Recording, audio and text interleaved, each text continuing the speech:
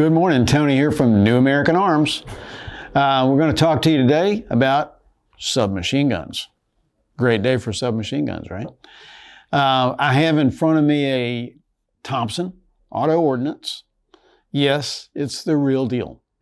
It is a true Thompson submachine gun, meaning it's an NFA registered firearm.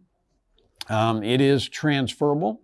That means you can buy it. If you can buy a gun in a gun shop and pass the regular background check for a Title I gun, then you can buy an NFA gun or any NFA device. So NFA is National Firearms Act that regulates the sale and transfer of suppressors, machine guns, short barrel rifles, short barrel shotguns, etc.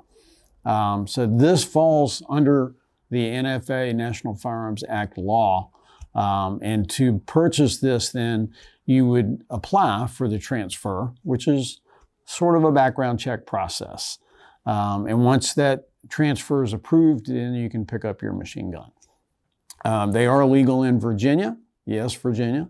If you didn't know that, they've been legal in Virginia. In fact, Virginia has a pretty high inventory of machine guns privately owned in the Commonwealth.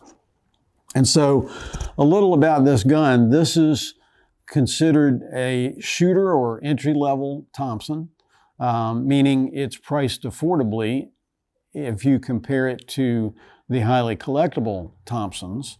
The most collectible Thompson is the model 1921, which was produced by Colt. They only made 15,000 ever.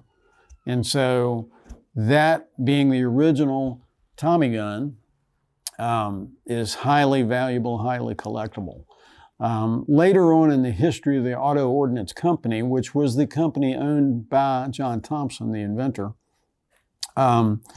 they produced guns themselves, and this is an example of that. So this was produced by the Auto Ordnance Corporation, and it is the model of 1928. The production date on this is actually in the 1970s, probably. Based on the serial number. It's a 4-digit number in the alpha range or A range of serial numbers, which is commonly referred to among Thompson collectors.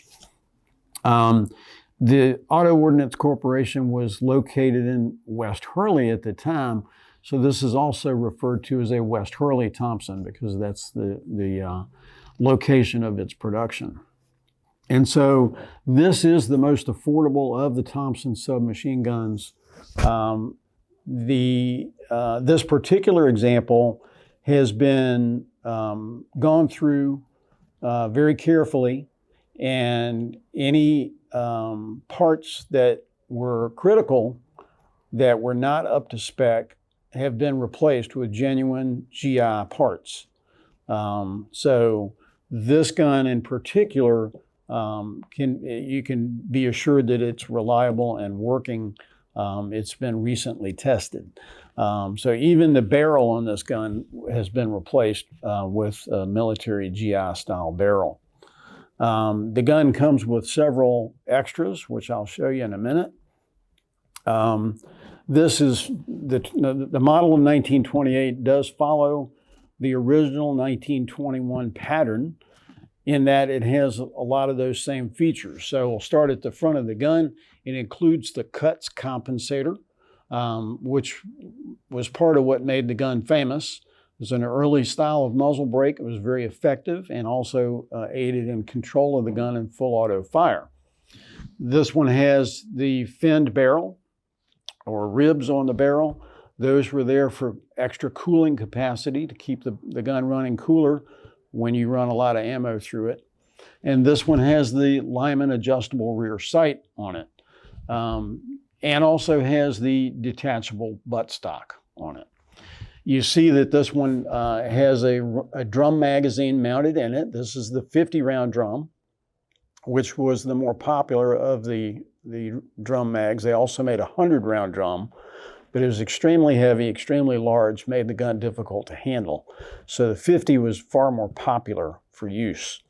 And this gun also shows with the vertical foregrip rather than the horizontal grip of the later GI guns. So this gun is true to the original profile of the famous Tommy gun of the Roaring '20s era.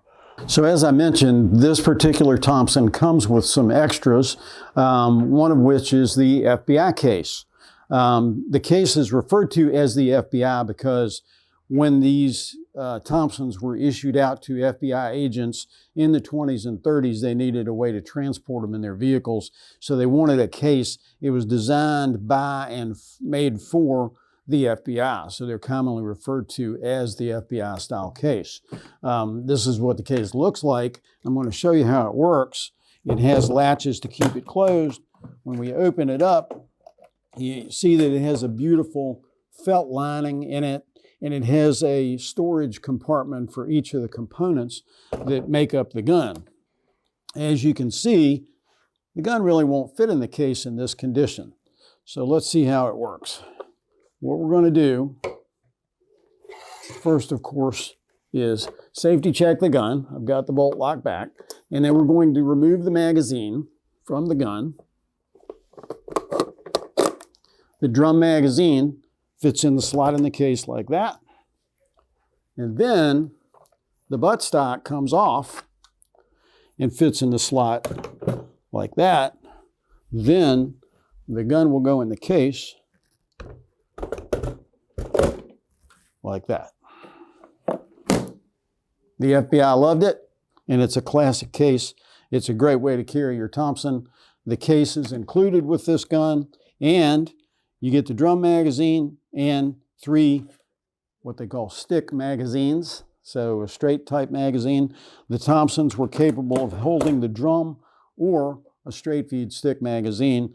So 3 sticks, 1 drum, and the case. All included. Come to see us, New American Arms, 6017 West Broad in Richmond, Virginia, River City.